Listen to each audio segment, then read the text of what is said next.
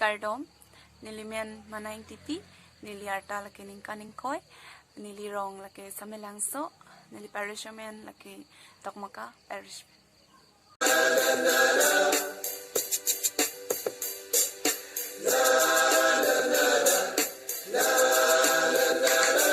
hempu kang hon kiti kang hon mang hu me me do angan na son son sing sining la pen te thi hey hempu kang hon kiti kang hon mang hu me me do angan na son son sing sining la pen pe thi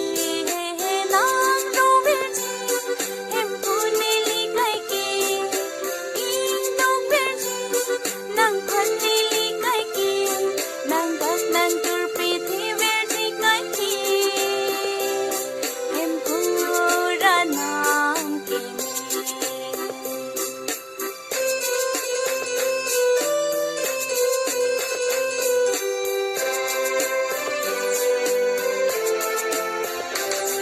un i akama vi un peta kam sai di king kok mi pi lam vi atuma phante mi hey un i akama vi un peta kam sai di king kok mi pi lam vi atuma phante mi hey hey nang ro ve chi hem pu ne li kai ki ing do ve chi nang phan ne li kai ki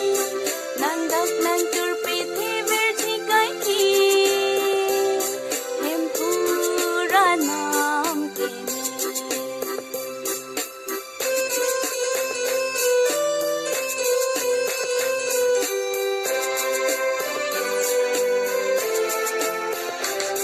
chok chia phan ta mi dia et nang li ki du ki boy ta mi ing ji so ver kai ki hi chok chia phan ta mi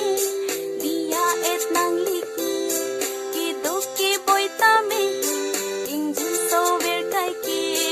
he nang ro ve chi hem pu ni li kai ki ing dong ve chi nang phan ni li kai ki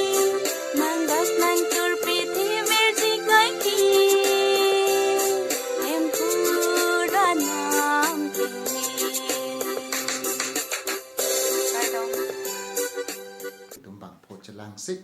ni tum nang li phanang khang sai ateng pe ni tum nang the dam long ke nang li se ke ma chuar do la pe nang li se chu me sen positum khatu ko be the long no la pe nang li expression bang me pick very expressive vocalist positum nang li phanang thek pon long la pen confidence ke do pen se nang li lun pon lo jok se nang li hala vibrato bang improve mu chot la pen jok se alam ka pichu pon alam the pronunciation jong se nang li improve pon mu chot le putang the lan so se lo nang li se la pen nang li lun ki chu meji nang li pha ni ri tum nang kang sai te out of 250 you score 215